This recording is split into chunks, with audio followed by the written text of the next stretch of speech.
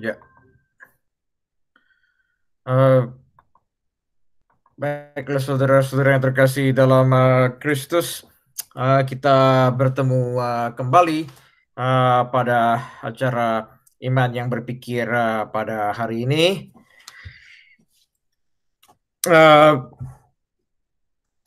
ini merupakan sesi terakhir dalam rangka uh, the first series dalam konteks quarantine lecture atau uh, tema COVID-19 seperti ini. Uh, Akan tetapi mungkin ada ada beberapa hal yang membuat saya berbicara dengan panitia ketika itu. Ya- jadi setelah ini akan ada edisi spesial. Ada 2 edisi lagi yang spesial sebetulnya. Jadi kita akan berlanjut ketemu 2 minggu lagi. Apakah saya katakan edisi spesial? Karena uh, minggu depan itu adalah the Feast of Corpus Christi, Hari Raya Tubuh dan Darah Kristus, seperti itu. Jadi merupakan hari raya penting dan uh, banyak sudah mendengar. Saya sering berkhotbah tentang masalah ini, yang mana berdasarkan Pew Research terakhir 70% orang Katolik di Amerika tidak percaya akan kehadiran real presence of Christ. Jadi saya pikir itu penting untuk kita adakan satu sesi. Sehingga minggu depan ada edisi spesial itu untuk Corpus Christi. Minggu berikutnya lagi saya pikir juga penting karena saya juga punya concern terhadap masalah the fatherhood gitu ya, masalah fatherhood secara keseluruhan, terutama bagi anak-anak muda yang sedang berpikir masa depan mereka, bagaimana tantangan menjadi ayah. Dan salah satu krisis di dunia ini saya pikirkan pada krisis of fatherhood, krisis di mana orang tidak tahu menjadi seorang ayah, tidak menjadi seorang bapak. Seperti itu juga hubungan dengan Allah Bapa. Dan karena itu adalah Father's Day, maka kita ada lagi Father's Day edition of Iman yang Berpikir. Jadi kita masih akan ketemu 2 minggu lagi setelah ini untuk acara Iman yang Berpikir. Setelah itu saya pikir panitia bisa memutuskan bagaimana. Sementara dari saya cukup 2 extra sessions, jadi kita akan ketemu lagi setelah ini. Jadi itu yang ingin saya sampaikan kepada teman-teman semua. Jadi kita masih akan bertemu lagi 2 minggu ke depan for special editions, Corpus Christi, dan juga untuk Father's Day editions. Jadi it's not goodbye yet hari ini ya, meskipun spring session sudah selesai. Baiklah, kita mulai buka terlebih dahulu dengan doa. Saya pikir doa yang sudah kita tahu semua, doa ajakan Yesus kepada kita semua. Doa Bapa kami, Bapa dan Putra Roh Kudus. Amin. Bapa kami ada di surga, dimuliakanlah namamu, datang kerajaanmu, jadilah kehendakmu dan semuanya dalam surga. Berilah kami rezeki pada hari ini, ampunilah kesalahan kami, seperti kami pernah bersalah pada kami. Jangan masuk kami pencobaan, tetapi bebaskanlah kami dari yang jahat. Amin. Bapa dan Putra Roh Kudus. Amin.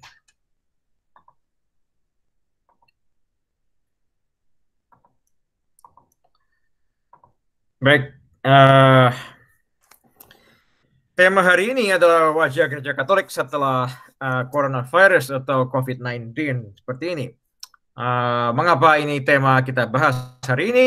Yaitu hal yang penting, saya pikir, karena ini gereja yang kita cintai dan kita semua anggota gereja Katolik di sini. Jadi kita ingin melihat imbasnya bagaimana COVID-19 terhadap gereja kita semua.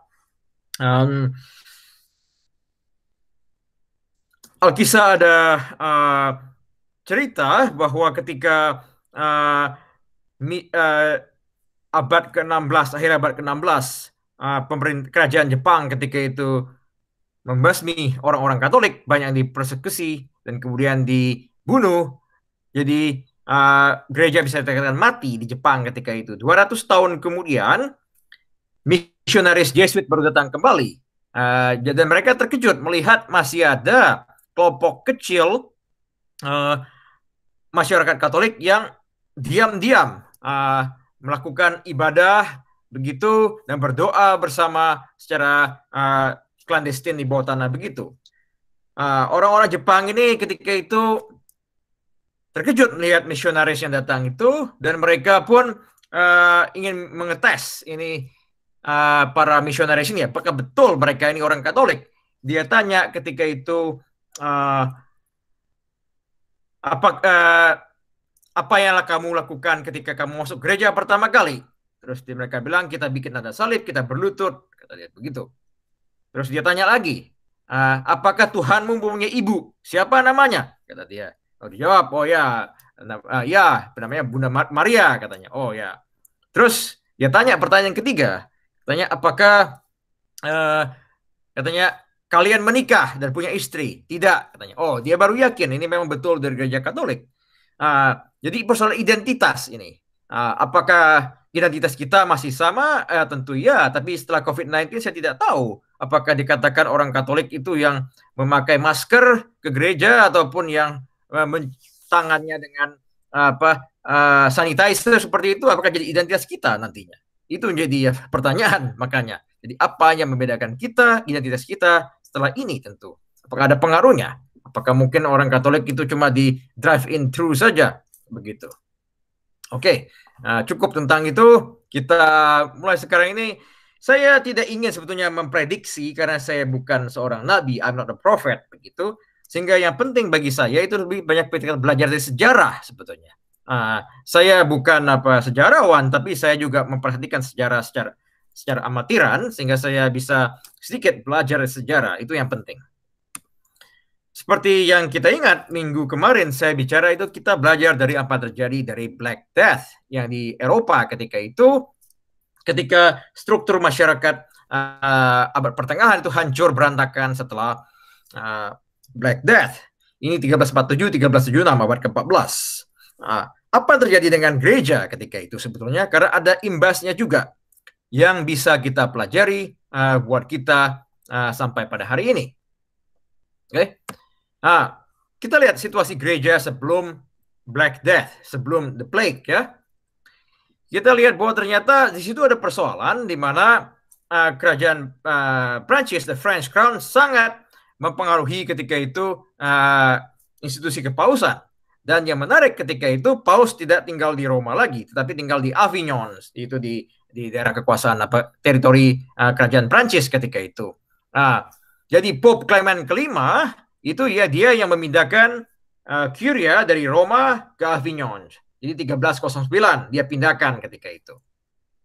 Terus diteruskan oleh beberapa paus yang lain. Pope John the 22nd, Pope Benedict the 12th, begitu ya. Ketika Pope Clement ke-6 itu terjadi Black Death. Banyak orang yang ketika itu mengatakan sebetulnya Black Death itu karena hukuman Tuhan, karena para paus ketika itu meninggalkan Roma. Karena mereka pindah ke Avignon, ketika itu meninggalkan the Holy See sendiri ketika itu.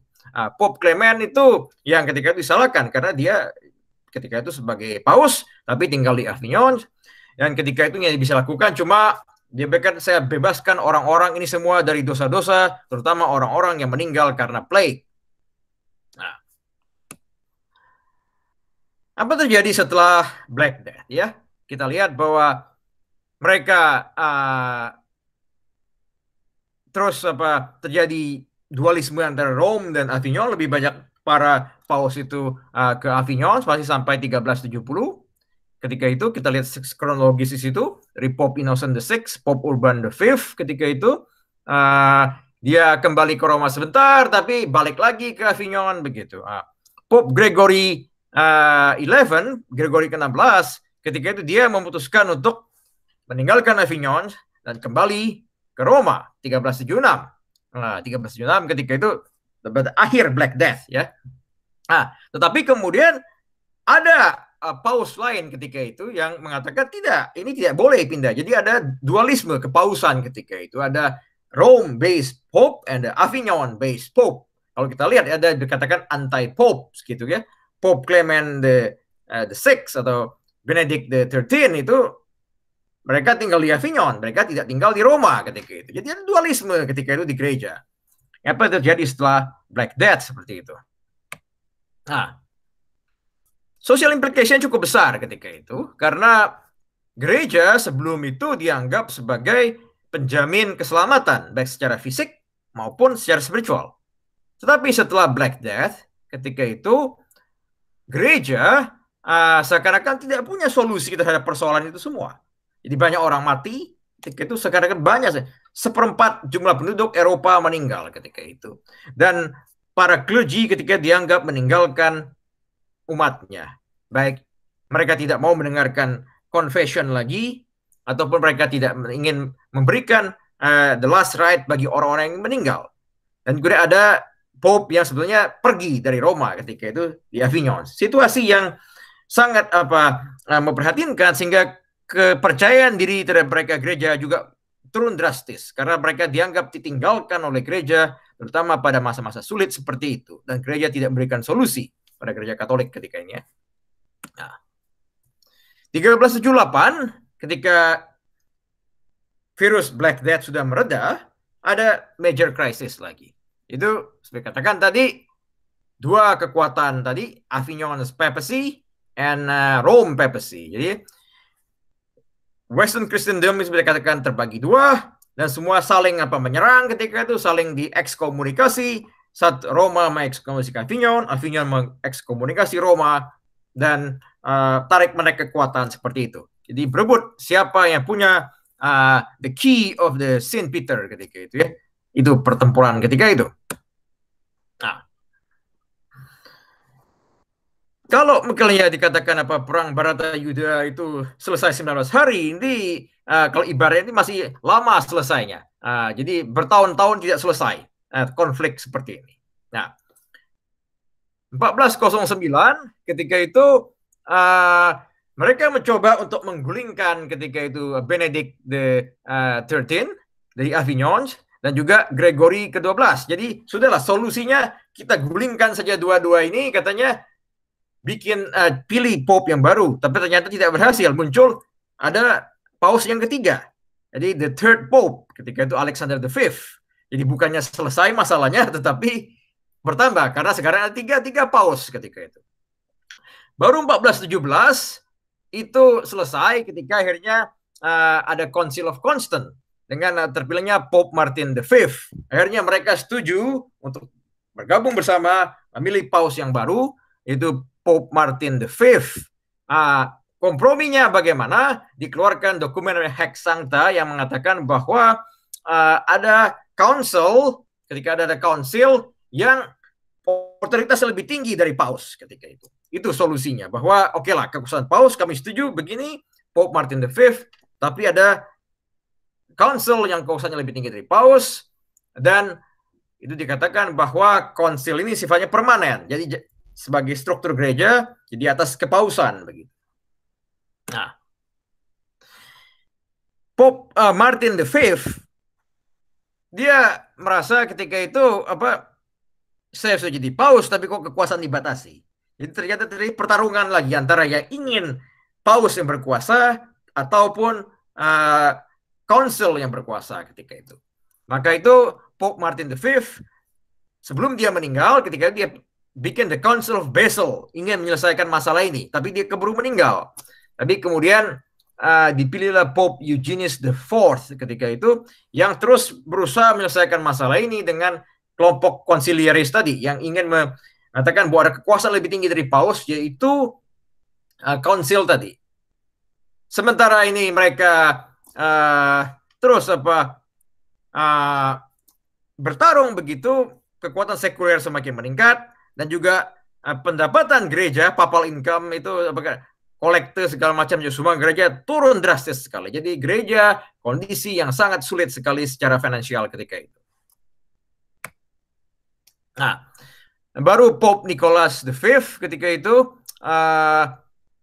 yang brought the submission of the last anti-popes ketika the Felix V, dan kembali benar-benar ke Roma ketika itu, dan dia yang mendesain sekarang yang dikenal Basilika Saint Peter. Sementara kekuatan sekuler ketika itu regain the control of the church, and the church never get it back. Dan pada saat yang sama ada juga satu hal menarik, ini dengan Black Death itu production of the Bible yang menarik. Karena sebelum Black Death ketika itu Bible exists only in Latin dan terbatas. Tapi menarik setelah Black Death ketika itu, karena higher cost of labor begitu, orang-orang berusaha lebih inovatif. Dan diantaranya ketika itu karena banyak yang meninggal tentunya, tinggal lebih inovatif. Dan invention yang muncul ketika itu adalah printing press, mesin cetak oleh Johann Gutenberg, yang akhirnya produksi pertama dia itu adalah Bible, mass production of Bible 1455, 1455. Yang ini akhirnya membuat Bible lebih available ke banyak orang dan pave the way akhirnya 1 abad kemudian untuk reformasi yang diinstigate oleh Martin Luther. Nah, ini sedikit tentang background, tentang situasi sejarah yang bisa kita pelajari. Ternyata banyak sekali perubahan dan juga dinamika yang cukup kompleks karena Black Death di Europe ketika itu. Nah, apa pelajaran yang kita pelajari? Apakah ada kemiripan terhadap situasi kita saat ini? Itu yang mungkin bisa kita lihat pada hari ini. Bagaimana situasi gereja Katolik saat ini? Itu yang penting bisa kita lihat bersama. Baik, kita mulai dulu dengan ini. Saya katakan poin penting itu adalah mundurnya Paus Benediktus ke-16 pada tahun 2013 ketika itu ya. Bahwa cukup lama terjadi ada proses continuity ketika tahun 78 ketika itu John Paul II menjadi paus dan dilanjutkan oleh Joseph Ratzinger yang kemudian Pope Benedict XVI. Mereka berhasil menjaga kesinambungan gereja dengan berusaha menjaga segala macam dengan segala kekurangannya tentunya karena tidak ada yang perfect ya. Dan selama itu tentu mereka menekankan kepada the life issue tentang abortions, tentang the sanctity of life, tentang against euthanasia dan segala macam seperti itu jadi prioritas gereja dan menjadi identitas kita ketika itu sebagai orang-orang Katolik sebenarnya. Nah, tentu kita kemudian melihat naiknya Pope Franciscus yang mempunyai agenda dan prioritas yang berbeda. Dia tidak anti kebijakan dari pendahulunya. Dia tidak pro abortion atau segala macam, tetapi prioritas dia berbeda. Dia menekan pada prioritas yang lebih pastoral dan penekanan juga kepada membantu orang-orang miskin, dan juga pada masalah ekologi segalanya, ekologi dan juga masalah immigration. Di sini ada satu persoalan karena kemudian terjadi pergumulan. Bagaimana identitas orang-orang Katolik sendiri akhirnya setelah itu? Sementara identitas kita terbentuk selama ini cukup lama di bawah papacy John Paul II, Benedict XVI, sekarang pada Francis yang agak berbeda sedikit identitasnya seperti ini. Jadi bagaimana kita bernegosiasi seperti ini? Jadi satu persoalan. Nah, tetapi gereja Katolik sendiri cukup banyak persoalan-persoalan. Tentu kita sudah ketahui. Persoalan yang pertama tentu adalah sexual abuse.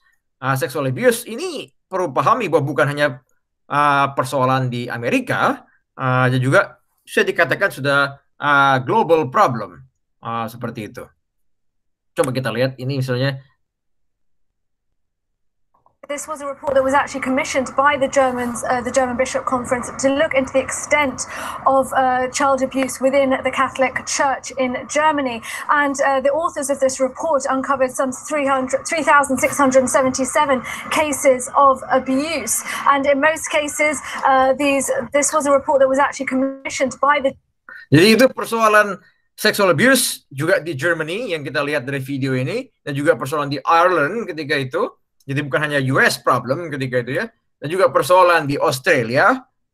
Jadi ini persoalan yang sekarang sudah mengglobal seperti ini. Dan gereja kehilangan legitimasinya cukup besar di sini.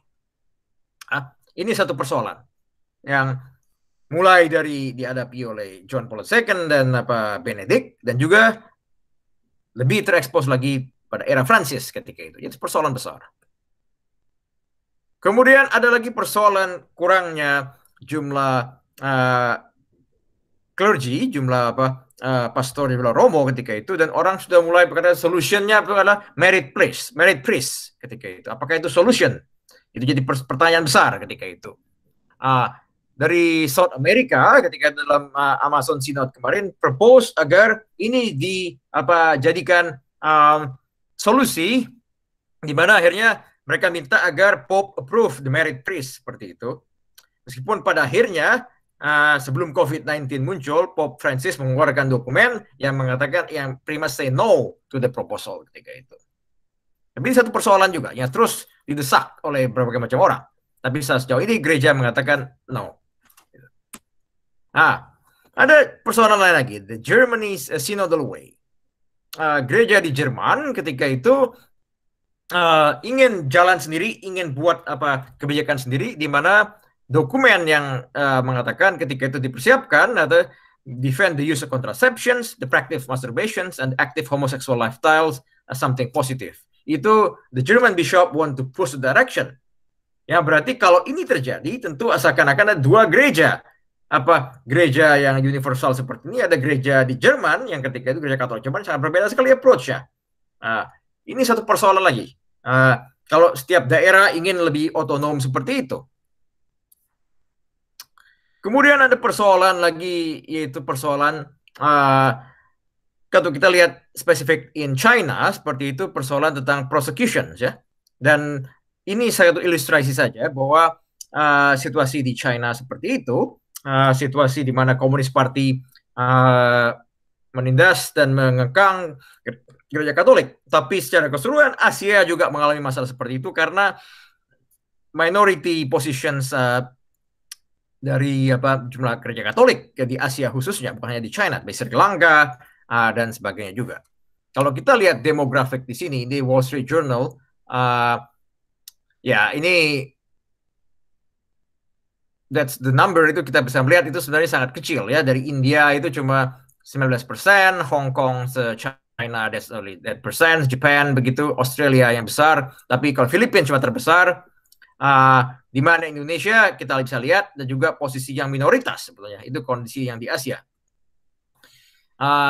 Di Indonesia Christian cuma 10%, yang mungkin state Katolik jumlahnya lebih kecil lagi, antara 3 to 4%, the rest is Protestan. Ketika itu 6%, juga lebih kecil lagi, tentu buat situasi akan lebih kesulitan, terutama situasi politik yang akhir-akhir ini di Indonesia begitu. Meskipun ada juga keseimbangan ya. Kalau kita melihat secara keseluruhan, tentu ini jumlah Katolik secara presentasi seluruh dunia, Asia cuma 3% saja, dan Eropa tentu ya ketika itu jumlah seperti itu, tentu jumlah yang begitu di Asia akan kesulitan sekali mereka untuk bisa berkembang di tengah himpitan segala macam seperti itu. Bagaimana respon para uskup terhadap coronavirus? Dalam konteks gereja di Amerika, kita tahu bahwa USCCB dan juga local bishops memilih untuk mengikuti state authority seperti itu, apa yang diprescribe oleh state mereka ikuti, sehingga gereja ditutup dalam waktu 2 bulan terakhir, sehingga mereka lebih mengikuti guideline from the state seperti itu, sehingga the church was closed. No public mass, no main services, I think in the last 2 months pretty much. Dan tren juga terjadi di banyak negara tentunya, dan juga di Eropa, di Italia, dan juga bahkan di Indonesia, kita tahu itu semua. Apakah ini berarti gereja Katolik tunduk kepada negara ketika itu ya? Saya bicara ini dalam konteks Amerika dulu begini. Kita bisa diskusi kalau ada yang lebih lanjut nanti kalau tertarik, misalnya dengan konteks negara lain. 2 minggu yang lalu atau kurang lebih 10 hari yang lalu begitu, bukan Jumat ini tapi Jumat sebelumnya, US Supreme Court ketika itu struck down the injunctions petitions dari gereja Protestan di California yang men-challenge kebijakan Governor Gavin Newsom yang meminta agar gereja boleh dibuka tapi dengan syarat maksimum 25% dari kapasitas gereja. Nah, gereja Protestan itu men-challenge keputusan dari Governor California Gavin Newsom dengan mengatakan bahwa ini discrimination karena orang ke supermarket tidak dibatasi jumlahnya berapa, dan juga orang ke tempat-tempat lain juga dibatasi. Mengapa di gereja harus dibatasi 25% seperti itu? With the 5-4 decisions, US Supreme Court quashed the injunction, menolak injunction seperti itu, dan berkata bahwa majority opinion oleh Chief Justice John Roberts ketika itu mengatakan bahwa we have to trust the state authority in this case. Karena mereka lebih percaya, kita percayakan semuanya kepada mereka. Nah, yang menarik begini, Gereja Katolik tidak terlibat sama sekali dalam this lawsuit begitu. Ini cuma dibawa oleh Gereja Protestan. Ini yang menarik. Mengapa akhirnya Gereja Katolik don't want to fight begini for their people, for the congregations. Ini yang menarik. California Catholic Bishop tidak terlibat sama sekali dalam lawsuit seperti ini.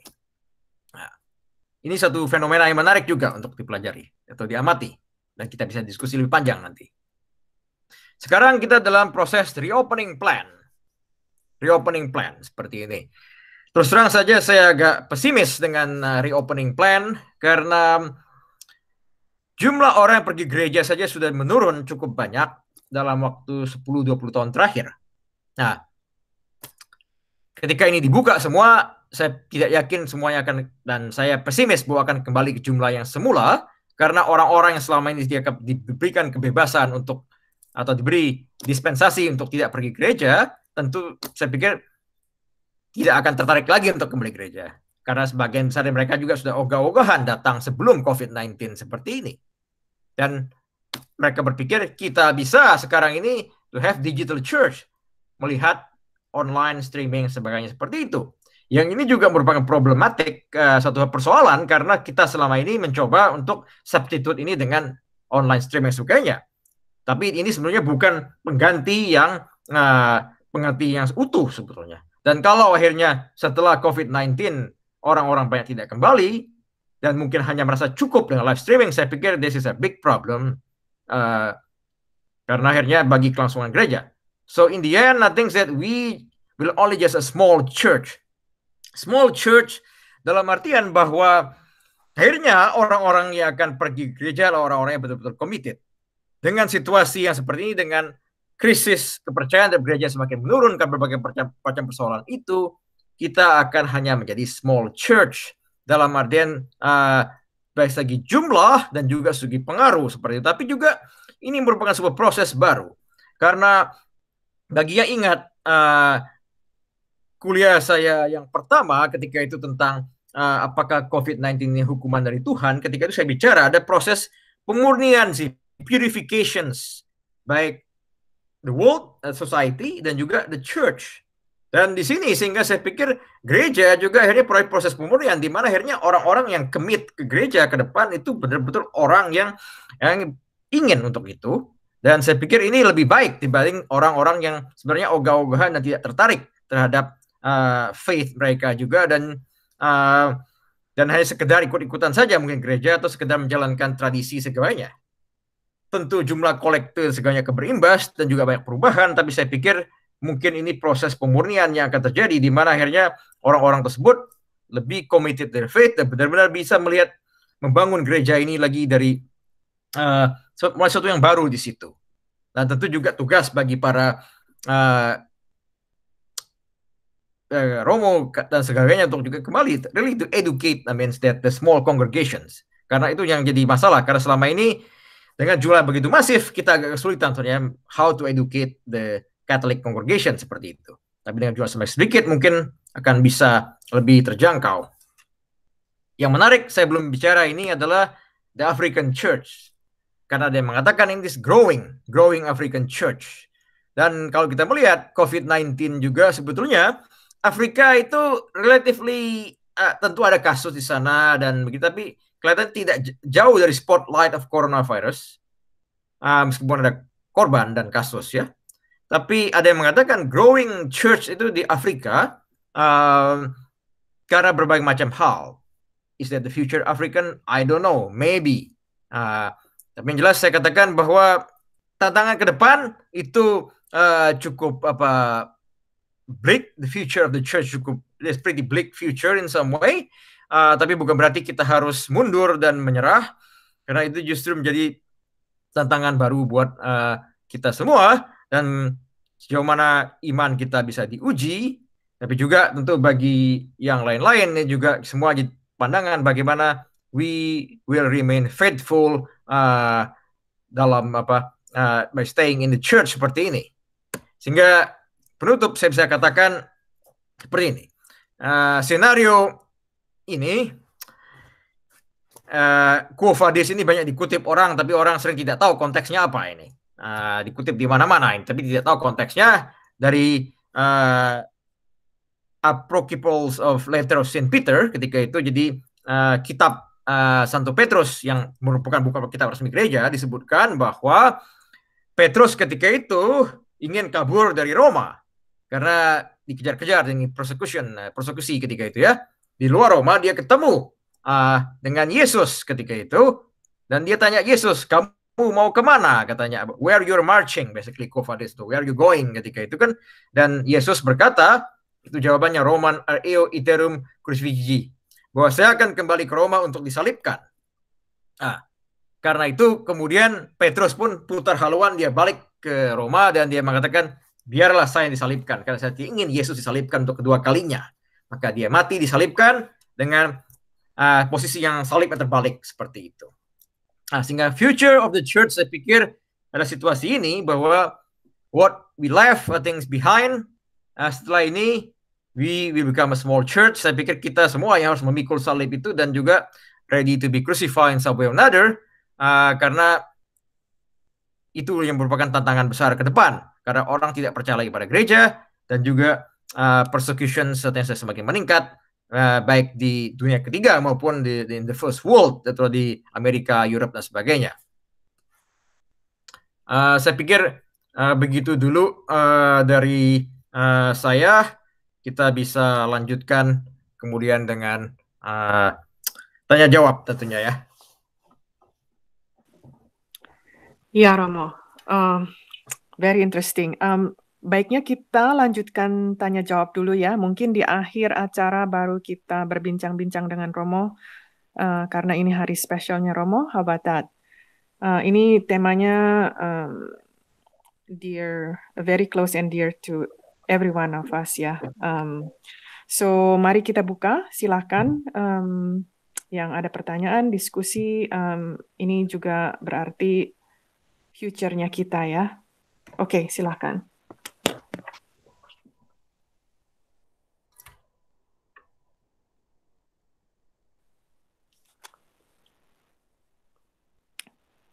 Romo, kalau begitu sambil menunggu pertanyaan, mungkin aku bertanya dulu. Yang lain silakan ya, unmute yourself kalau mau bertanya atau and I guess by this time also comfortable talking to Romo. Anyway, kalau nggak comfortable silakan tulis di teks, nanti aku bacakan. Oke, sambil menunggu Romo. Romo bilang persecution ya. Apa yang Romo lihat persecution ke depan to the small church? Oke, ini dalam konteks ini masih sebenarnya freedom of worship tentu ya. Selama ini justification itu karena corona, ya sehingga dibatasi seperti itu. Dibatasi tentu karena ada pertimbangan kesehatan. Tapi persoalannya how long ketika itu dan kemudian how far pembatasan itu kan. Tentu kita sudah mendengar bahwa ada reopening plan dan sebagai gereja juga sudah akan dibuka seperti itu. Tapi masih ada batas-batas tertentu yang sebenarnya ditetapkan oleh each state untuk itu. Dan sejauh ini kan kita melihat seperti itu sebenarnya subtle persecution yang terjadi di mana orang untuk bisa ingin beribadah seperti itu, tapi dilarang karena pertimbangan kesehatan. Mungkin itu kita bisa perdebatkan apakah bisa atau tidak. Tapi yang jelas Bishop memutuskan tidak melawan itu dan follow the state guideline. Tapi ke depan itu persoalannya bagaimana?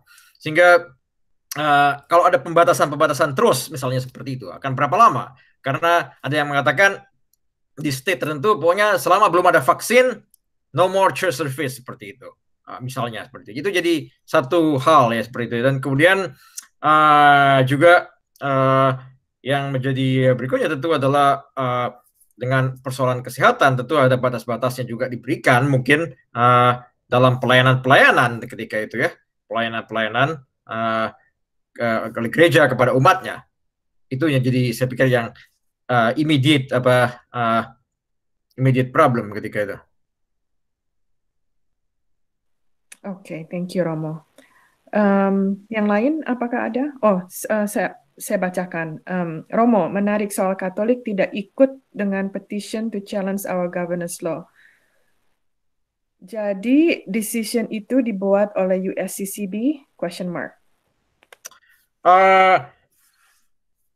Petition itu yang konteks itu sebenarnya itu pada California Conference of Catholic Bishop. Itu bukan USCCB, tapi setiap daerah itu kan punya conference bishop sendiri. Misalnya Washington's Conference Catholic Bishop itu ada sendiri karena itu tergabungan dari bishop-bishop yang ada. Jadi the California Conference of Catholic Bishop itu ada sendiri. Jadi mulai dari very far north itu sampai San Diego itu kan ada beberapa bishop, semua mereka punya conference sendiri dan mereka tidak memutuskan untuk tidak ikut challenge di situ. Entah apa saya tidak tahu, saya tidak tanyakanlah kepada para bishop. Tapi yang jelas yang men-challenge itu cuma gereja Protestan ketika itu.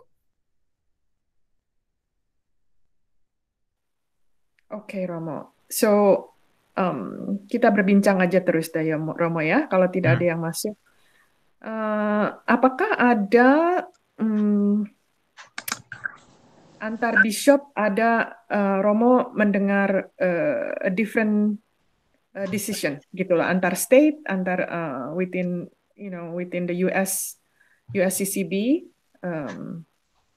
begitu. Apakah ada perdebatan atau one say this, one say that? USCCB belum berkumpul lagi, jadi perdebatan terjadi kalau misalnya mereka berkumpul. Rencana mereka berkumpul kan sebenarnya pada bulan Maret atau awal April kemarin yang sudah batal akhirnya. Sehingga akhirnya inisiatif kebanyakan diambil oleh local conference bishop. Sebenarnya misalnya Texas itu ambil kelihatannya sudah sebagian di sana move to different directions dan mereka sudah reopen lebih dulu dibanding California dan kalau saya salah itu sebagian bishop di Texas juga sudah led ketika itu the churches open earlier, Catholic Church begitu ya.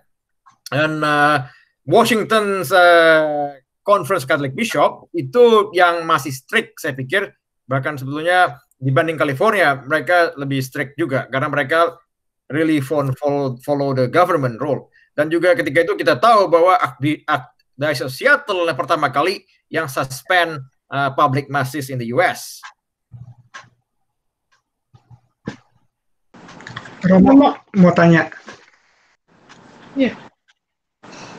Halo. Halo ya. Romo ya. Mau tanya Romo mengenai problem di dalam gereja sendiri ya, yang menuju ke arah skism gitu. Sekarang kan kita punya emeritus Pope Benedict. Tapi kan selama ini kelihatannya dia benar-benar diam kan, dia nggak buka suara ya. Maksudnya tidak ada perpecahan dalam hal itu ya. Terus dalam hal Romo dia menyebutkan juga masalah dari bishop di Jerman ya. Apakah itu potensial untuk terjadinya skism atau ada masalah lain yang lebih besar daripada itu? Saya juga pernah dengar katanya Pope Francis merasa merasa ditusuk dari belakang oleh ya kaum konservatif, bishop-bishop di Amerika. Saya juga nggak tahu masalahnya apa. Apakah ada suatu masalah yang menurut Romo itu ya cukup besar di gereja saat ini? Maksudnya perpecahan antara bishop dengan Pope. Yang jelas saya katakan tadi kita belajar dari sejarah, kita tahu bahwa situasi di Eropa, perpecahan itu di gereja Katolik bukan hal yang baru seperti itu ya. Kalau kita melihat sejarah tadi pertama. Lalu yang kedua, sekarang ini situasi kekinian. Resignation of Pope Benedict itu in some way kan problematic karena seakan-akan ada dua Pope, satu Pope emeritus seperti itu. Tapi so far kan ada beberapa hal yang mungkin membuat mereka berbeda seperti itu. Jadi misalnya ketika kasus celibacy seperti itu, ada desakan agar gereja Katolik itu melegalkan married priest seperti itu. Seakan-akan kemudian Benedict XVI intervene ketika dia mengeluarkan bukunya seperti itu yang mendefense itu. Tapi pada in the end, Pope Francis juga dia menegaskan hal yang sama. Jadi tidak ada pertentangan di situ akhirnya di antara kedua orang itu. Nah, kemudian tentang German bishop ketika itu ya. Situasi cukup kompleks, saya tidak tahu ke depan bagaimana karena sinodal mereka belum selesai, ya kita tunggu saja. Tapi yang jelas itu ada tension memang karena mereka menganggap Rome ketika itu terlalu mundur ke belakang, jadi ketinggalan, mereka ingin lebih maju ke depan begitu. Semisal saja begini bahwa mereka ingin ketika itu build a close reunion dengan Lutheran Church. Jadi mereka ingin mengatakan memberi komuni kepada orang-orang Lutheran itu diizinkan. Itu German Bishop want to push direction. Padahal Pope Francis dan Rome mengatakan tidak boleh begini. Nah, kalau benar-benar mereka push the direction, saya pikir terjadi dualisme di sini sebetulnya. Jadi yang berbeda akhirnya. Bagaimana penyelesaiannya saya tidak tahu. Karena I'm not the Pope and I'm not the Bishop. Saya cuma bisa melihat dari luar saja. Tapi apakah sana ada? Kelihatannya bakal ada terjadi. Ini kalau memang mereka mau push ke situ. Atau juga mereka ingin push agar Martin Luther itu dicabut ekskomunikasinya seperti itu ya. Misalnya seperti itu. Dan paling tidak mungkin, tapi itu kekuasaan Paus untuk mencabut itu. Tapi kalau membagikan komuni kepada orang Lutheran, itu German Bishop mungkin akan masuk ke sana juga. Itu. Tapi saya belum tahu. Ini baru diskusi saja. Terhadap American Catholic Church, saya tidak tahu yang Bapak maksudkan tadi itu bagaimana. Cuma saya pikir itu begini, bahwa American Catholic Bishop sendiri sebetulnya itu ya cukup diverse juga, sehingga ada yang dikatakan orang-orang yang diangkat oleh Francis dan ada orang-orang yang diangkat oleh Benedict dan John Paul II punya visi yang berbeda. Itu yang menjadi masalah sebetulnya. Apakah Pope sendiri, saya tidak berani mengatakan itu, saya tidak punya data lebih banyak. Tapi yang jelas memang mungkin ada perbedaan penekanan dalam prioritas mereka seperti itu. Dan itu yang jadi masalah. Dan jadi menarik itu lebih mungkin karena ketika kasus sexual abuse muncul di US ketika itu 2018, ketika itu USCCB ketika itu ingin membuat guideline sendiri untuk investigation bishop, tapi Rome ketika itu minta mereka stop. Mereka bilang agar Rome yang mengeluarkan guideline, bukan dari US Conference. Itu terjadi ketegangan ketika itu. Apakah itu Bapak, saya tidak tahu. Tapi memang ketika itu ada ketegangan antara USCCB dengan Rome dalam menangani sexual abuse seperti di US khususnya. Ya, makasih Romo. Oke, Romo. Ini ada teks. Apakah kita seharusnya bersatu sebagai umat Katolik to make petition to our local conference bishop? Ini related to yang sebelumnya ya, tidak petition to challenge our governor's law. Di California punya law. Karena hanya gereja Protestan yang petition untuk itu. Jadi mungkin pertanyaannya related to that. Apakah kita harus sebagai umat Katolik to make petition? Saya tidak mengatakan harus atau tidak bagaimana, tapi kalau kalian ingin memberi masukan tentu kepada bishop, California Conference Catholic Bishop bisa saja kalau hanya memberi masukan ya, ataupun dalam bentuk apa, bentuk petisi kan salah satu bentuknya, atau bersurat atau segala juga bisa. Ya, saya pikir masukan tidak ada hal yang tidak ada hal yang salah seperti itu ya. Dan kalau WKICU mau ambil juga petition ya, saya pikir bukan saya memutuskan karena ada pengurus di sini, pengurus inti segala macam bisa memutuskan, atau lokal gereja kalian juga bisa bicara dengan pastor kalian masing-masing apakah mengatakan perlu untuk ini atau tidak. Masukan saya pikir untuk Bishop California selalu penting dan perlu, caranya bisa macam-macam. Isinya juga bisa macam-macam, bukan hanya masalah ini, juga masalah yang lain-lain tentunya. Oke, kita lanjutin. Ini ekspresi kali ya, statement whether agree or not agree. So, komennya, kalau aku agree dengan gereja untuk mengikuti state guideline sampai vaksin diketemukan. Pope sendiri juga menyarankan shelter in place di Rome. Kalau soal being persecuted, nggak usah susah-susah. Banyak dari kita juga being persecuted. Jadi secara cermat, sometimes kita being persecuted by other friends, family member on the workplace. So be aware about this persecution. We might not do a big things to prevent persecution, but we can start within our inner circle. Yeah, I guess it's more a statement than a question, I guess. Ada another statement, comment ya. Saya mau komentar chat pertama. Saya setuju dengan gereja Katolik yang tidak challenge governor law. Jesus sendiri mengajarkan kita untuk apa yang harus dipertanggungjawabkan ke pemerintah, dibayar ke Caesar, dan untuk Tuhan ke Tuhan. Komen, tapi mungkin apakah Romo bisa komen scriptures related to, what is Caesar's, what is God is God. It's aligned to this issue or this theme today. Ini minta komentar saya berarti.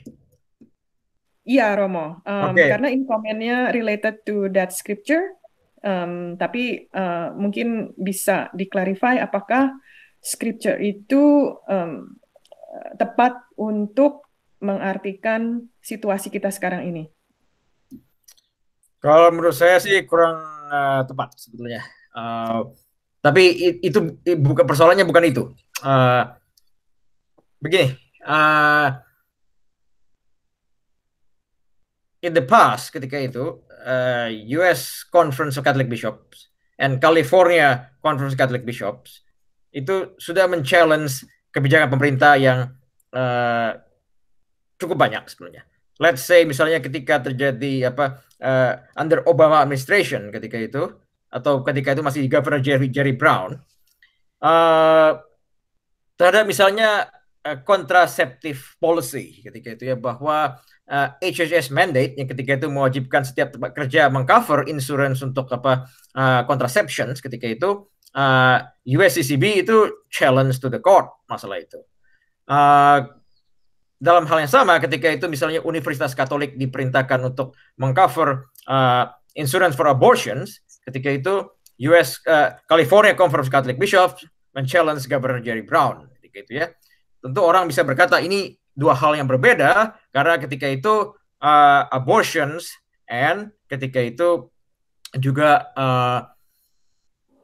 misalnya contraception, this more important ketika, sehingga mereka memutuskan challenge. Sementara ini cuma COVID-19 yang have different implications dan juga merupakan hanya menyangkut ketika itu mungkin segelintir orang di sini, dan artian bisa implikasinya besar, sehingga we have to follow the state begini. Tapi saya tidak, poin saya begini, bahwa challenge the state is not something new in the history of US Catholic Church begitu. Persoalannya sekarang, mengapa mereka memutuskan tidak challenge the state in this case? Begitu kan? Itu yang jadi pertanyaan di sini. Sehingga meskipun orang bisa mengatakan beda, esensi yang di challenge itu beda dalam kasus contraception dan kasus abortion ketika itu, sementara di sini juga betul bahwa ini beda. Tapi kemudian the question is things that how the things that the church see themselves in the future begitu. Saya tidak mengatakan mereka harus challenge atau tidak di sini. Yang jelas mereka memutuskan tidak terlibat, dan saya bukan bishop, jadi saya tidak bisa berbicara kepada mereka atas nama mereka seperti itu, dan mungkin mereka punya pertimbangan sendiri. Tapi kemudian orang bisa melihat ke depan itu bagaimana akhirnya juga di sini, how far they want to fight for the issue. Itu saya pikir. Oke, Romo. Selama ini, bukannya selama ini ya, so far yang related to WKICU, bishopnya di Oakland, San Francisco, dan San Jose. So far, seperti yang Romo bilang, itu alasannya adalah health issue ya. Jadi statementnya tuh kalau aku artikan bahwa health is number one, which is that I don't think nobody disagree with that. Tapi apakah Romo melihat mulai dari sini itu menjadi jembatan seperti yang Romo bilang, freedom of worship bisa ada impact-nya in the future? Oke, tadi kan ada teman yang mengatakan bahwa kita tunggu sampai vaksin. Ya, pertama kita tidak tahu vaksin kapan seperti itu dan seberapa efektif juga kita belum tahu ya. Jadi persoalan ke depan adalah how long limitation ini akan terjadi seperti itu. Dan juga kemudian yang ke depan itu lagi adalah how about the care of the souls of the people ketika itu ya penting bahwa tentu keselamatan tubuh itu penting, keselamatan fisik itu penting, tapi keselamatan jiwa juga tidak kalah pentingnya ketika itu. Nah, karena begini, jadi pertanyaan kan, misalnya so far we give dispensations to the people untuk tidak ikut gereja pada hari Minggu dan ketika itu untuk tidak menerima komuni. Para bishop memberikan dispensation seperti itu, ya. Tapi ada juga yang berpendapat bahwa misalnya basically the bishop cannot give that dispensation. Karena begini, bahwa that's part of the Ten Commandment, bahwa Tuhan mengatakan you have to honor the Sabbath, yaitu worship God on the Sabbath day. Dalam artian di sini adalah hari Minggu. Jadi bagaimana bishop punya kuasa untuk to refute the Ten Commandment seperti itu. Jadi ada juga yang beberapa seperti itu akhirnya. Sehingga akhirnya jadi persoalan ini keselamatan jiwa-jiwa akhirnya kalau misalnya ada keterbatasan terus. Sehingga dekat small capacity seperti itu jadi tarik-menarik akhirnya ke depan ini bagaimana 25% seperti itu. Karena San Jose so far mengatakan bahwa San Jose Diocese mengatakan itu cuma bisa di outdoor ya, bisa dikatakan di outdoor mass, sepertinya belum bisa indoor seperti itu. Dan ya mungkin ini bisa diakomodasi seperti ini juga ya, orang bisa indoor di lapangan parkir itu juga sudah mulai bisa ya. Tapi tapi dalam artian juga dinamika gereja juga akan sangat terbatas akhirnya seperti ini tentu. Itu yang mungkin komentar saya saja. Saya tidak ingin berpihak kemana secara khusus ini. Oke, terima kasih Romo. Romo, ada pertanyaan. Kira-kira California kapan dibukanya untuk misa, untuk boleh misa? Jadi nunggu kan shelter in place-nya udah selesai gitu kan? Terus jadi keputusannya tuh dari bishop. Jadi bukannya mengikuti state. Well, state masih memberikan guideline, itu jadi masalah. Jadi misalnya in the case of San Francisco itu June 15 itu sudah dibuka. Tapi dengan 25% capacity ya, jadi jumlah 22% dari jumlah kalau gereja yang penuh begitu, jadi jumlahnya cukup sedikit tentu ya, 20% capacity, dan itu ada batasan-batasan guideline lagi dari state, diantaranya for the family atau orang-orang yang ikut gereja itu you have to sign the form begitu untuk di keep di state for contact tracings. Katanya seperti itu, dan 45 days they will keep, itu yang dikatakan, itu masih ada guideline keluarga. Sementara yang terakhir saya dengar dari San Jose, saya bilang itu bahwa for outdoor mass itu sudah diperbolehkan oleh bishop di sana. Tentu juga masih ada batasan-batasan dari the local county di sana ketika itu. Jadi overall California mengatakan itu ada pembatasan 25% sebetulnya jumlah umat yang boleh ikut. Dan so next week itu sebenarnya sudah mulai buka, San Francisco. Saya belum cek lagi Oakland the latest bagaimana ya. Soalnya kalau saya pikir nggak terlalu beda dengan kalau orang masuk ke misalnya kayak Target, kayak ke tempat-tempat kayak grocery store atau shopping, kan mereka juga kan ada distancing, social distancing, dan itu lebih mungkin lebih berbahaya gitu ya. Terus terang saya di sini udah mulai ikut misa, udah buka dari minggu lalu waktu Pantai Costa. So di mana kamu ikut di South Bay? Saya di Florida. Oh, di Florida, oke. Sorry. Yeah. Terus it's beautiful. Terus terang kalau yang Romo bilang untuk ke depan, saya cuma mau share untuk ke depan diperkirakan gereja itu akan menjadi kecil atau menurun. I don't think so, karena sebagai Katolik kita merindukan Ekaristi. What's the difference between Catholic and other non-Catholic ya karena kita dengan misa kita ada ekaristi kan, di mana kita percaya bahwa Yesus itu ada di dalam roti dan anggur itu menjelma menjadi tubuh dan darah Yesus. Dan yang saya lihat memang kita di sini itu setiap pew-nya, every other pew di block, ada ditutup. Terus kemudian usher-nya itu yang tunjukin duduknya di mana. Jadi kalau satu family ya bisa ngumpul gitu kan. Tapi kalau yang enggak tuh terus jadi satu pew tuh cuma ada 2 atau 3 gitu loh. Dan that was everybody has to wear mask to get in. Jadi waktu saya lihat di itunya juga waktu ngambil komuni ada itunya kan, ada tanda-tanda di floor kan. Saya lihat ya nggak beda kalau kita pergi ke Target, kita pergi ke Home Depot, kemana yang selalu ada gitu kan. Lebih aman lagi karena kita kan nggak buka-buka mulut ngobrol-ngobrol gitu kan. So everybody has mask. Terus cuma romonya aja yang nggak pakai mask tapi waktu begitu kasih komuni, romonya pakai mask, kita harus pakai mask, cuman boleh disuruh buka waktu ambil, dan komuni harus di tangan, dan begitu ambil terus masukin mulut, terus masknya dimasukin lagi, dinaikin. Dan saya lihat banyak umatnya tuh banyak kayaknya, jadi saya juga merasa bahwa orang-orang tuh sudah lama merindukan untuk datang ke misa, dan mungkin juga karena timingnya juga ini ngepas ya, pas dibuka seluruh di sini at least South Florida dibuka waktu Pentecost last ya.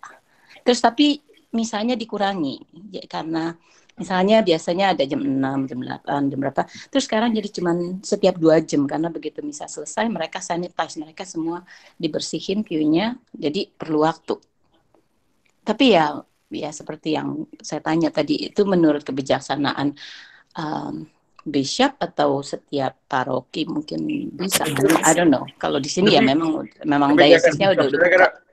Florida saya pikir itu pertama state of Florida tidak se-strict California. Saya pikir itu dan juga Florida Conference Catholic Bishop juga saya pikir itu moving lebih cepat. Sama juga dengan Texas kalau salah itu. Ya mereka buka lebih awal memang dari California atau negara bagian lain ketika itu. Jadi itu first depends on the state and depends also on the local Conference Catholic Bishop, karena USCCB belum ada mengeluarkan guideline sampai saat ini. Ya tergantung local bishop sebetulnya itu. Dan bukan karena Romo Paroki tidak bisa bergerak kalau tidak ada instruksi dari bishop sebetulnya. Ya mungkin saya lebih pesimis, saya mengatakan lebih small church seperti itu. Semoga saya salah. Tapi saya terus terang saja agak pesimis karena sebelum COVID-19 saja itu jumlah pergerakan sudah menurun, dan in the US 70% don't believe in real presence anymore begitu ya. Jadi bagaimana setelahnya? Mungkin terjadi suatu hal yang sebaliknya di mana COVID-19 ini ada berkah sendiri, saya tidak tahu.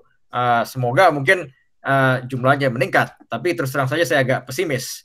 Lagi semoga saya salah ya. Ini dalam konteks US saya tidak tahu misalnya situasi di Indonesia saat ini bagaimana. Pendengaran saya belum buka sebetulnya juga, atau mungkin sedang dibuka untuk gereja-gereja, dan apakah ada imbasnya saya juga tidak bisa memprediksikan. Harapan saya semoga ini tidak pesimisme saya keliru begitu. Ya, mudah-mudahan Romo. Ya, Ini Romo. ada. Oh, silakan. Ya, silakan. Ya. Ini jadi kalau saya lihat ya, seperti yang Martha bilang, memang kita sering mengikuti misa secara online, tapi ada something missing yang tadi Martha bilang, itulah ekaristi. Jadi sekarang malahan seolah-olah ada dikotomi between new normal atau back to normal, khusus untuk gereja Katolik. Jadi menurut saya, kalau gereja Katolik karena sifatnya komunal, orang berkumpul, saya rasa harus back to normal. One day, saya nggak tahu kapan. Jadi nggak ada yang disebut sebagai new normal. Atau mungkin sementara ini ada yang disebut intermediary. Itu yang satu, Romo. Terus yang kedua adalah mengenai dampak daripada gejolak hari-hari ini, dewasa ini. Seperti kerusuhan, rasisme, ada juga pandemi, ada persoalan yang tadi Romo bilang, ekologi dan imigrasi dan sebagainya. Jadi kalau menurut saya, pengertian dosa menurut saya kan, selain yang biasa kita tahu, venial atau mortal sin, mungkin dengan perkembangan sekarang, pengertian dosa ini harus diberikan suatu skop yang lebih luas. Misalnya apa?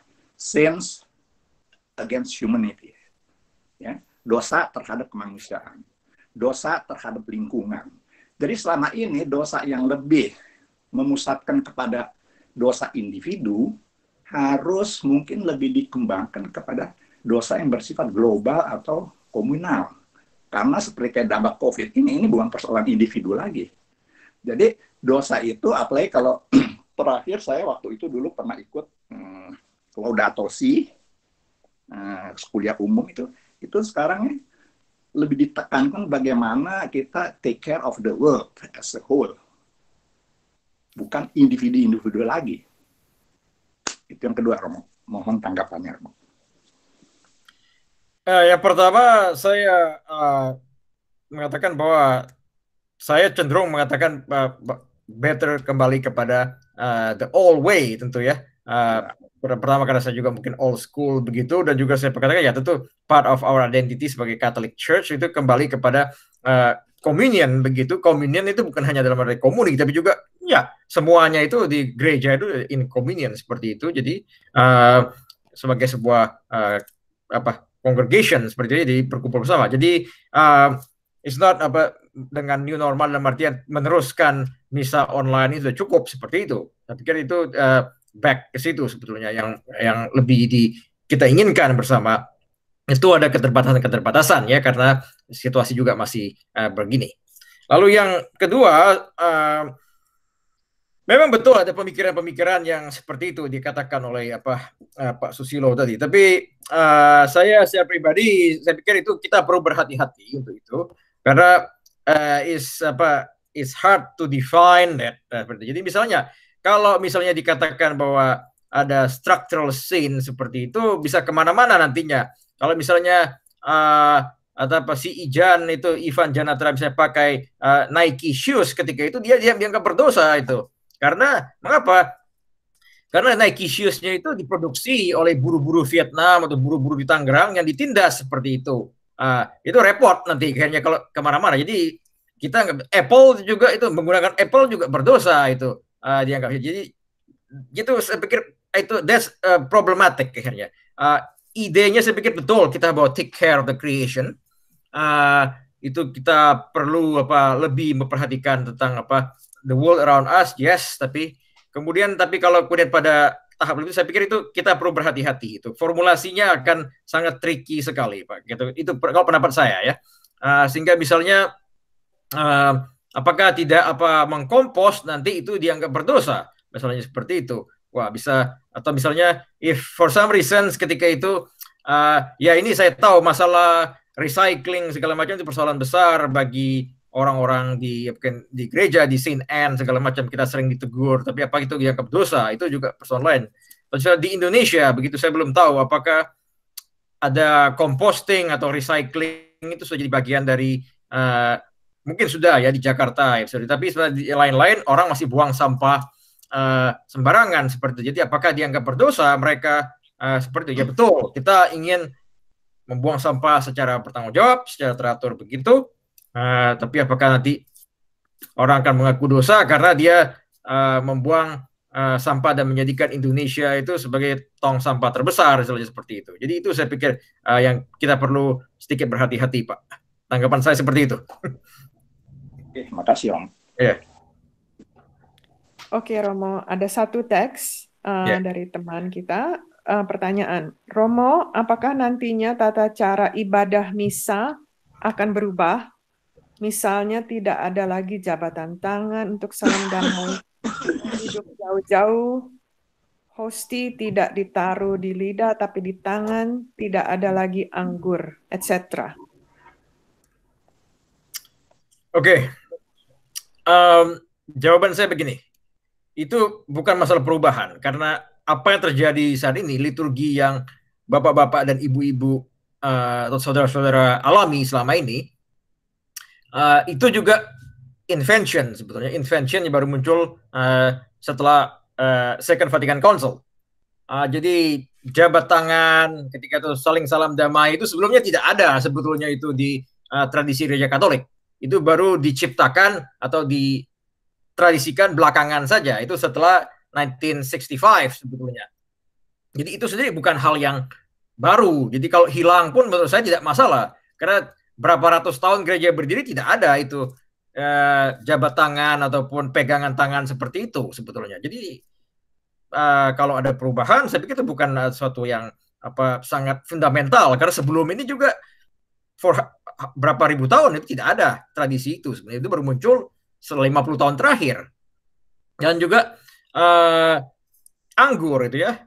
Bagi yang besar di Indonesia dan masih tinggal di Indonesia tahu bahwa that's things that mereka tidak menerima anggur ya, gitu. Itu mengapa? Jadi begini, sebelum Vatikan kedua sebetulnya there's only one cup ketika itu ya, one cup is only for the presider, sehingga akhirnya itu tidak dibagikan kepada orang-orang yang menerima. Jadi satu wujud saja, saya dalam bentuk roti saja. Anggur ini juga baru muncul dibagi ini setelah Vatikan kedua. Dan ketika itu dikatakan partisipasi umat, ketika itu segala macam, ketika itu supaya dalam two species, ketika itu diterima. Yang kemudian akhirnya jadi masalah besar lagi karena untuk terima anggur itu dikatakan perlu orang tambahan ketika itu ya, yang sebetulnya itu didesignate untuk romo atau deacon membagikan itu. Tapi karena tidak ada, kemudian diciptakanlahnya namanya IM. Orang sering salah, IM dibilangnya Eucharistic Minister. No, it's wrong. IM itu Extraordinary Minister. Tugasnya ad hoc sebetulnya. Jadi kemudian banyak orang yang jadi IM seakan-akan dia Eucharistic Minister membagikan anggur. Tapi ini baru muncul setelah Vatikan kedua dan juga konsep yang salah sebetulnya. Jadi kalau itu pun hilang, saya pikir itu bukan perubahan fundamental terhadap kehidupan gereja. Kita ke depan ya mungkin tidak akan ada lagi jabat tangan maupun pegangan tangan. Saya pikir we can still worship God dan kita bisa menerima tubuh Kristus dalam bentuk satu spesies juga, sama seperti seberapa ratus tahun juga orang seperti itu. Jadi saya pikir itu bukan sebuah hal yang fundamental sebetulnya. Bukan, kita tidak perlu mencemaskan itu. Meskipun kelihatannya akan ke sana sehingga akhirnya. Romo, kalau menurut aku ya, aku sih nggak begitu terlalu khawatir mengenai gereja kehilangan umat. Saya tetap optimistik melihatnya, karena kalau menurut aku, kita dalam kehidupan ini sudah ada sekolah untuk knowledge, skill untuk kita bekerja ya. Tapi skill untuk kehidupan kita, skill yang kita perlukan untuk cope hal yang lain-lain gitu selain kita bekerja, itu masih banyak yang harus kita pelajarin. Dan kadang kita tuh nggak bisa belajar dari orang tua kita. Dan aku merasa aku banyak belajar dari gereja. Kalau boleh dibilang gereja itu provide knowledge for my soul. Kalau sekolah kan provide knowledge for my intellect. Jadi thirst untuk having knowledge for the soul, it's still there. Karena kan kita mau belajar dari mana lagi kalau bukan dari gereja. That's my point. Okay, thank you Lily. That's good point. Tapi sekali lagi saya mungkin lebih pesimis ya, karena begini, satu hal yang betul bahwa saya tidak mengatakan saya tidak setuju dengan apa yang kamu katakan, tapi ada satu hal yang menarik perlu kita cermati. Seperti saya contohkan tadi, ketika Gutenberg menciptakan mesin cetak, unintended consequences-nya orang lebih banyak pada akses pada Bible, dan sehingga Martin Luther dan kemudian dia bisa distribusikan Bible lebih banyak dan dia bisa challenge ketika itu the current authority. Itu sebagai contoh sebenarnya. Tapi begini, kita hidup abad 21, informasi ini begitu cepat. Sehingga orang merasa they can learn about many things from internet seperti itu. Yang meskipun saya setuju itu shallow sekali. Untuk pemahaman teologis atau apa, kamu tidak hanya cukup belajar di situ. Tapi orang banyak yang merasa akhirnya, oke, what's the point? Kita tidak perlu gereja lagi, informasi itu kita dapatkan dari ini semua. Kita semua sudah maju, begitu kita bisa, we are in digital world. Tendensi itu yang saya khawatirkan, akhirnya membuat semakin orang banyak merasakan, we don't really need God, begitu, we don't need the church. Akhirnya, lagi-lagi semoga saya salah, tapi saya mencemaskan tren seperti itu. Itu komentar saya saja. Ya, kalau menurut saya sih gereja harus adapt juga ya dengan dunia digital sekarang, dan seperti yang kita lakukan sekarang ini bukan berarti kita kehilangan umat. Mungkin ya this is a new normal, tapi kita juga tetap bisa belajar untuk having knowledge and worship God in different way, tapi kan the main intentionnya sama. Memang masih confusing and we are adjusting, but I'm pretty sure umat Katolik will be still there. Ya mungkin menurun, but will be adjusted in a new life or a new normal. Okay, I'll give the time to other people to comment. Thank you. Ya. Saya mau sharing dikit ya. Ini Saya Frankie. Oh ya, silakan Pak Frankie. Saya kan tinggal di Houston. Ya, silakan. Pasti perspektif, experience in Houston dan sebagainya ini. Betul. Kita di sini udah minggu kelima gereja dibuka, Romo. Jadi saya dulu pertama kali saya datang kembali ke gereja, saya berpikiran persis seperti Marta. Saya pikir saya sangat merindukan untuk menerima Ekaristi. Jadi pada saat itu karena gereja dibatasi 25% aja yang boleh datang, saya bilang ke anak-anak, ayo kita datang setengah jam sebelum gereja dibuka, make sure bahwa kita bisa masuk. Tapi saya sangat surprise, gereja yang kapasitasnya 1.100 tempat duduk, hanya 30 orang yang datang. Pada saat misa dibuka pertama, saya pikir, oke deh, ini mungkin masih misa pertama orang masih takut. Tapi setelah minggu kelima, orang masih sedikit, Romo. Nggak ada yang namanya sampai orang ditolak masuk gereja, karena nggak pernah 25% kapasitas itu terpenuhi. Padahal misalnya itu juga udah dikurangi, Romo. Cuma yang biasanya 5 kali dalam hari Minggu, sekarang cuma 3 kali. Itu pun masih nggak penuh ya. Jadi saya lihat ya mungkin setelah banyak kasus yang seperti Romo bilang ya, setelah pelecehan seksual, orang mulai agak ragu dengan gereja, terus dengan ditambah kasus COVID ini, ya dampaknya mungkin cukup besar ya. Saya cukup kaget juga setelah 5 minggu ini kok orang masih sedikit ya ke gereja ya. Saya nggak tahu ke depannya gimana gitu, Romo. Ya itu sih pengamatan saya aja ya di sini. Ya, terima kasih Pak Frankie. Ya, seperti saya katakan, prediksi saya juga begitu.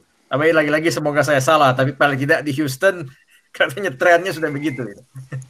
Tapi itu trennya ya bukannya di gereja aja, di office juga begitu. We are expecting 50% people will come back to work gitu, ternyata mereka masih takut, susah sekali, banyak sekali yang komplain gitu.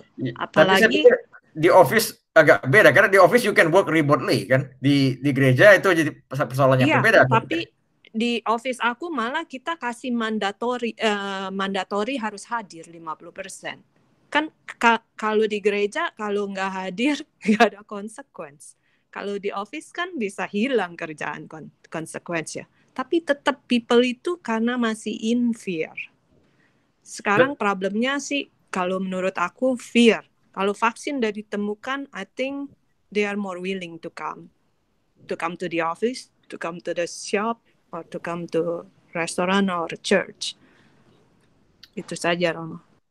Ya, dan selain itu kayaknya mungkin karena saya lebih pesimis, saya bilang tadi. Oke, silakan Marta. Atau siapa ini? Enggak, maksudnya mungkin selain itu juga karena orang-orang sekarang udah mulai terbiasa ikut misa at the comfort of their home gitu kan. Yang kayak saya bilang di gereja juga di sini kita ada misa 3 kali yang live mass, terus udah gitu yang jam 2 ada communion, drive-thru communion. Terus yang sore yang jam 5.30 itu masih tetap live stream. Jadi people have options. Kalau mereka nggak feel comfortable, mereka stay either cuman take communion drive thru, atau kalau enggak ya ikut yang live stream kan bebas dari mana juga kan. Jadi beberapa mungkin ya karena gitu, tapi bukan berarti, hopefully ya, maksudnya bukan berarti orang-orang terus memang udah menjauh. Memang udah ada kayak dulu aja kan, kita di gereja-gereja kan nggak pernah really full in capacity, kecuali kalau di Indonesia kan. Kalau di Indonesia ke gereja katedral kemana sampai meluap keluar, tapi di Amerika dari dulu juga memang kecuali kalau Christmas sama Easter, around Christmas Easter pasti ya ada misa 2 kali yang 1 jam sama. Tapi kan kalau enggak ya mungkin kayak yang dibilang they try to shut down the church, maksudnya kan well, with this coronavirus or whatever, the devil try to shut down the church, but guess what, God will come to every houses. So jadi it's not where or how people worship, tetap umat itu ada gitu loh. Lagian kan ada di Book of Acts, if I'm not mistaken, kan hari ini juga kan Trinity kan. So there's also some Holy Spirit sustains in the ministry. Well, there's a lot of power in the Holy Spirit, kan? Power to discern, power to help the needs, power to obey, and the power to perform miracles and many things. Jadi hopefully we can also pray for others yang ya karena one or the other, misalnya kayak issue mengenai sexual abuse.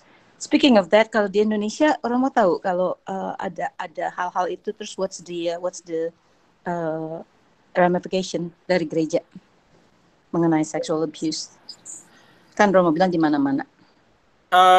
Saya tidak berani komentar banyak tentang kasus Indonesia karena the report is still being disputed begitu oleh text data oleh Conference of Catholic Bishop begitu ya, sehingga belum ada memang ada ketika itu report yang mengatakan, tapi di report being disputed. Saya belum tahu angka resminya bagaimana. Saya pikir Indonesia mungkin masih agak ketinggalan menghadapi ini merupakan suatu hal yang baru untuk konteks Indonesia ya.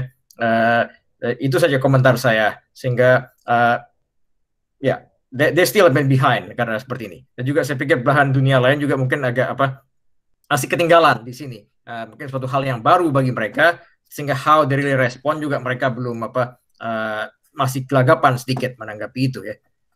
Atau mungkin yang itu yang bisa saya katakan. Saya data persisnya saya belum punya dan saya tidak berani komentar banyak di situ. Nah, tapi lagi pada poin yang tadi, saya mungkin agak berbeda di sini karena pandangan saya cukup pesimis, saya katakan begitu, sehingga ke depan memang trennya sudah menurun juga di Western Hemisphere, terutama konteks North America ketika itu ya, sehingga setelah ini juga akan, menurut saya akan semakin mengecil tentunya. Dan juga di belahan bumi lain juga saya juga tidak tahu tentu di Indonesia yang memang betul bahwa sebelum COVID-19 jumlahnya cukup banyak, packed in the church seperti itu, dan still growing seperti itu gereja. Tapi setelah ini ya imbasnya bagaimana saya juga tidak tahu ya. Saya juga tidak berani prediksikan. Tapi trennya juga mungkin akan menurun saya pikir. Tapi bisa jadi saya salah sekali lagi. Romo, selamat sore Romo. Yanli Romo. Ya, selamat sore Yanli. Iya, saya bisa lihat pandangan Romo dan saya bisa setuju sedikit dengan Romo, karena sebelum COVID pun yang pergi gereja itu kan majoritas orang tua ya, daripada orang muda dan keluarga. Nah sekarang pada masa COVID gini, orang-orang tua yang di atas 60 kan pada khawatir kalau mereka ke gereja ada lebih chance-nya bisa efek gitulah istilahnya. Dan kita akan lihat menurun, pasti akan menurun itu kalau saya rasa betul. Dan saya nggak berani ngomong secara seluruh Amerika karena demografiknya beda-beda. Kalau saya cuma bisa lihat yang di San Francisco Diocese ya, pasti menurun karena di gereja saya sampai sekarang belum buka. Gereja teman saya di Millbrae sudah buka. Terus karena gereja saya majority itu orang tua yang datang misa harian tuh 90% misa harian ya, 90% itu orang tua. Yang misa minggu boleh kata 70% orang tua. Yang keluarga udah mulai sedikit kan. Nah, Jadi saya juga lihat situasi ekonomi gereja nih bakal bahaya juga. Yang pasti kan donasi menurun kan, kolekte menurun. Ini imbasnya akan besar. Gereja akan defisit, Vatikan pun akan defisit karena kan yang masuk ke setorannya kan berkurang. Dan saya akan lihat gereja San Francisco bakal banyak yang lebih tutup lagi. Karena belum COVID aja udah banyak yang ditutup-tutup kan karena kurang umat. Mereka digabung-gabung parokinya. Nah begini makan bisa setahun dalam 2, lihat tergantung COVID ini berapa lama. Kalau misalnya makan 1-2 tahun, dampaknya berat untuk gereja-gereja. Nah itu saya bisa lihat pandangan Romo ke situ. Jadi Romo nggak pesimis, itu datanya ke situ. Tapi kita mohon dengan rahmat Tuhan, God grace gitu ya, people they give the bravery, berani gitu, orang pada berani dan balik ke gereja dan mempunyai kerinduan. Kita mohon ke sana. Terus saya mau ngomong lagi tentang yang Romo tadi ngomong tentang Pope ya. Memang yang di Vatikan itu, di Kuria itu politiknya berat ya. Kalau saya lihat ya, saya perhatiin udah bertahun-tahun. Dan sekarang juga apalagi yang dengan China, bagaimana kalau Vatikan berusaha untuk dekat dengan China, merangkul China, tapi China too strong, apa maksudnya?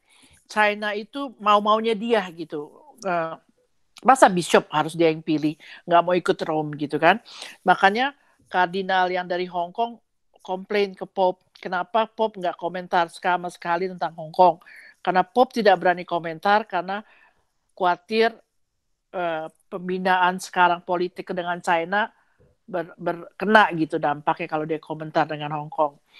Dan lalu saya jadi concern sekali dengan belakangan ini di Kuria dari Pope juga lebih political gitu. Emang Pope kita ini beda banget karena lebih liberal menurut saya di-compare dengan Pope zamannya saya dulu.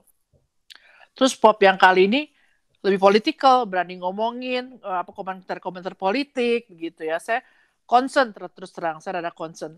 Jadi I pray a lot for him too. So itu yang saya mau ngomong aja. Tapi saya bisa lihat yang Romo ke arah itu benar, yang tentang pesimistik itu ada faktanya gitu Romo. Itu aja I just want to mention.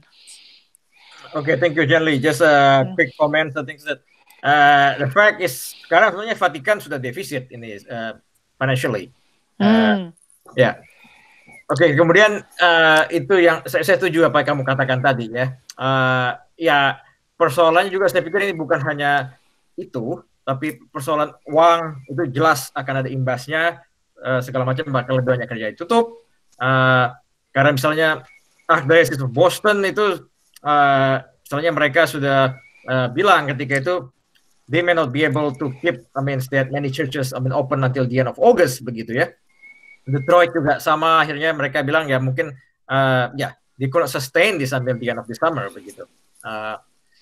Dan juga tapi kalau di Indonesia misalnya konteksnya lebih beda. Kita bicara karena sebagian besar kita orang Indonesia di sini, mungkin jumlah tetap berkurang banyak karena masih growing church, tapi concern saya lebih kepada pendidikan ya, maksudnya the faith formation itu yang penting karena banyak orang yang bertanya juga masalahnya terhadap ini semua persoalan ini karena begitu banyak pertanyaan tentu bagi umat ya ketika itu the young generation seperti katakan oleh Yan Lee tadi di Amerika misalnya lebih banyak yang tua, yang muda-muda di sini mungkin don't care anymore begitu, sementara di Indonesia mungkin jumlahnya lebih berimbang begitu antara tua muda dan yang middle age begitu, tapi juga bagi yang muda-muda, yang millennial generation, mereka juga akan semakin banyak bertanya tentang ini semua. Begitu banyak persoalan, where's really God in the midst all of this? Dan kalau tidak ada faith formation-nya cukup, saya pikir akan banyak juga yang delusional begitu. Dan begini secara demografik di Indonesia juga kecenderungan trennya menurun. Maksudnya begitu ya, jumlah yang muda-muda begitu karena keluarga-keluarga tidak punya banyak anak lagi tentu akhirnya jadi begitu di orang-orang Katolik di Indonesia ya. Ya meskipun belum parah decline-nya ya, tapi demografik juga bisa lama-lama terjebak juga ke arah yang keliru. Kalau misalnya the number of the children atau segala macam juga semakin berkurang tentu ya. itu jadi persoalan juga buat gereja Katolik di Indonesia. Ya, semoga tidak sampai seperti di Western world begitu ya. Saya berharap tidak, tapi ya kita berdoa juga untuk itu. Oke, Romo. Kalau tidak ada, Mas. Saya ada nih. Oh, ada. Oke, silakan. Memang kalau kita lihat di Amerika atau di Eropa, memang kita bisa cukup pesimis. Tetapi kalau kita lihat demografi dunia secara keseluruhan, the Western world, Amerika sama Eropa, itu cuma 19% daripada the whole world population. Jadi yang 80%, more than 80% itu ada di Asia. Jadi saya dibilang pesimis juga nggak begitu pesimis, masih ada optimisme. Tetapi yang penting adalah bagaimana kita sebagai gereja Katolik mencari ladang-ladang baru ke negara di luar Western. Karena Western sekarang setelah mengalami masa kemasan sekarang is declining in some aspect. Jadi saya rasa masih ada hope, masih ada optimisme bagi saya untuk perkembangan gereja di masa yang akan datang. Sedikit komentar ini Pak Susilo, karena ya betul Asia ya, tapi kita harus ingat bahwa majority in Asia itu satu China and India, begitu ya.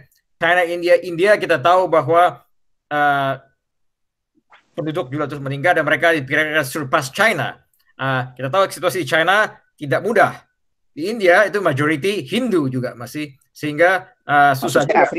Afrika bagaimana? Enggak, makanya tadi saya bilang kan kalau di slide saya bilang Afrika sebetulnya yang seems growing ini sebetulnya. Begitu ya, growing church di sana sebetulnya menarik gitu. Tentu satu lagi yang menarik itu Indonesia, karena Indonesia juga itu the fourth largest country in the world in the population. Tapi kita juga tahu bahwa mayoritas di sana ada this Muslim majority states.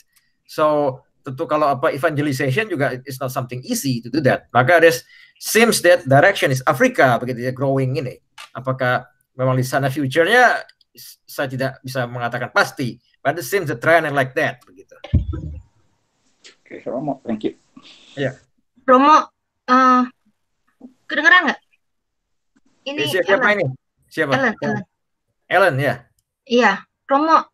Ini satu yang bothering me talking about the drive-thru communion. Romo kan bilang banyak orang yang tidak percaya lagi dengan Holy Eucharist. Ya. Udah nurun. Nah sekarang why people do drive-thru gitu loh, Romo? Is that still the respect to the Eucharist gitu loh? Nah orang yang selama ini pun nerima hosti sebagai satu simbol karena mereka udah nggak percaya. Apakah mereka juga menganggap drive-thru itu is something like symbol I complete my duty today as a Christian, as a Catholic, and I receive communion, and that's it. Gitu. Soalnya saya it's bothering me gitu loh. Kalau Santa Teresia Santa Teresia Lisieux ya, sebelum dia terima komuni tuh dia sampai fasting dulu gitu loh. Sampai dia tuh harus dandan cantik, dia harus dia bilang I want to see my bride. Gitu loh. Jadi satu yang saya mencoba untuk mengkoneksikan itu dengan modern lifestyle yang kita ada di new era right now gitu loh, Romo. Ya, Teresia de Lisieux ya, dia hidup di zaman yang bukan hanya dia, semua orang juga harus fasting ketika itu. Aturan gereja mengatakan bahwa kita harus berpuasa untuk menerima komuni ya. Dan itu kan kalau sempat baca tulisan saya di WKICU Bulletin itu perubahan baru terjadi sebelumnya abad ke-20.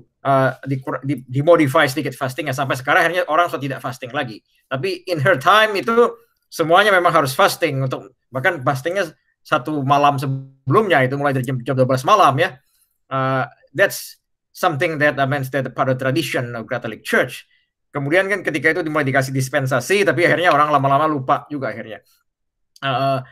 Terus terang saja saya katakan ya bahwa Ellen itu ya, your statement ya I'm afraid orang memang begitu akhirnya. I'm afraid bahwa saya tidak tahu pikiran mereka, saya tidak bisa menjudge, tapi saya khawatir bahwa mereka memang begitu. Akhirnya oke, just drive through convenience, selesai. Padahal kita tahu bahwa Mass itu bukan hanya sekedar terima, betul, Eucharistic the summit of the church life, begitu ya. Tapi Mass secara keseluruhan itu juga satu bagian yang ya, makanya itu penting dari communion tadi. Kok dikatakan komuni itu merupakan satu bagian semua. Jadi memang saya khawatir di sana memang apa yang kamu katakan itu begitu di pikiran banyak orang. Oke, drive itu sudah selesai, begitulah. Seperti itu. Jadi mereka tidak perlu lagi. This is something that's very disturbing memang.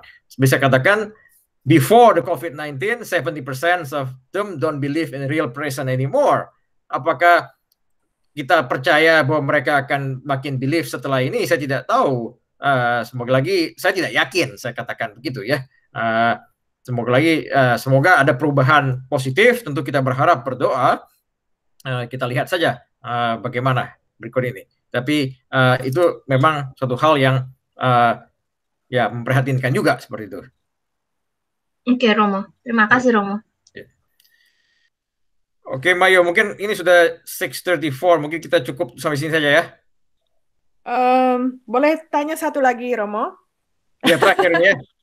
Terakhir ya, Romo. Ya. Apakah Romo melihat, soalnya tadi Romo bilang juga waktu di presentation, maksudnya pengajarannya Romo, apakah Romo melihat, jadi pastor-pastor saat ini antar order, apakah ada yang lain karena ini, jadi maksudnya lebih harus memberikan pelajaran, apakah supaya mereka mengerti sin, ataukah I don't know. Do you see that trend, or everything else, or just the same? Nothing happened on the priest side. That's yeah.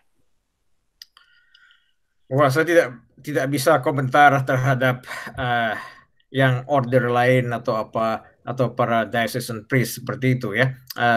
Ya, tapi secara umum saja begini.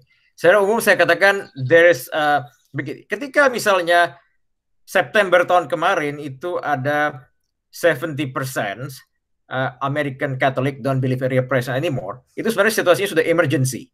Ya, berarti begini, kalau bisnis utama kamu bagi para pebisnis sini ya, atau apapun lah gitu, kalau your main product itu orang tidak percaya lagi, itu misalnya terhadap kesahihan atau keaslian produk kamu yang kamu jual seperti itu emergency. Kamu pasti ambil new strategy untuk to deal with that kan ketika itu ya.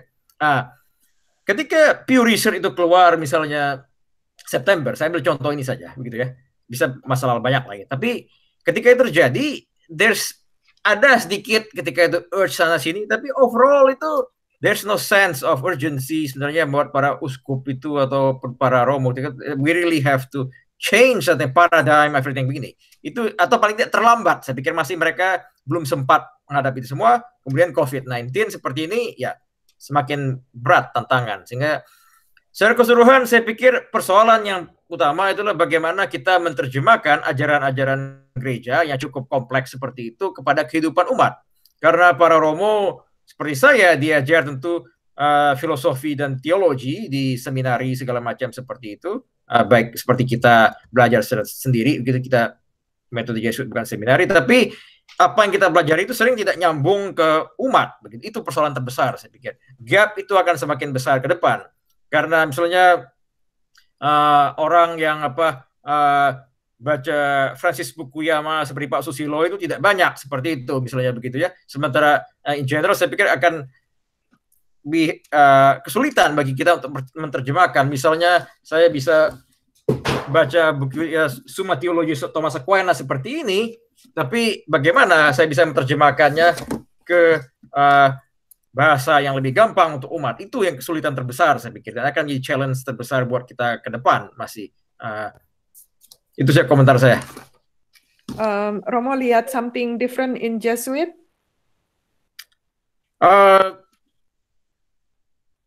There's no evidence that so far things that there's a little change in the formations, tapi itu kan bagi orang-orang yang sedang dalam pendidikan ya. itu mungkin ada perubahan sedikit di sana mereka untuk mempersiapkan itu. Tapi yang jelas kalau saya sudah selesai pendidikan saya begini, sehingga ke depan bagaimana I keep adapt untuk itu. Sementara untuk mereka yang baru masih belajar, kelihatannya akan ada sedikit perubahan ketika mereka tingkat filsafat segala macam seperti itu. Bagaimana konkretnya saya belum tahu. Oke, Romo, terima Ya. kasih. Baik, kita tutup. Romo, habis kita tutup doa, bila boleh stay sebentar. Kepada para teman-teman, hari ini hari istimewa Romo, 1 tahun imamat. So, kami beri kesempatan untuk mengucapkan selamat setelah kita tutup dengan doa. Oke, Romo, terima kasih. Kita tutup dengan doa yang kita tahu semua, itu doa Salam Maria. Kita sama-sama salam Kudus. Salam Maria, penuh rahmat, Tuhan sertamu, terpujilah engkau antara wanita, siapa Tuhan Yesus, Santa Maria Bunda Allah. Kalau kami berdosa ini sekarang dan waktu kami mati. Amin. Amin. Terima kasih. Oke, silahkan unmute if you want to say congratulations to Romo. Itu rekor. Henry. Oke, thank you. Ya. Congratulations, Romo. Thank you. Congratulations.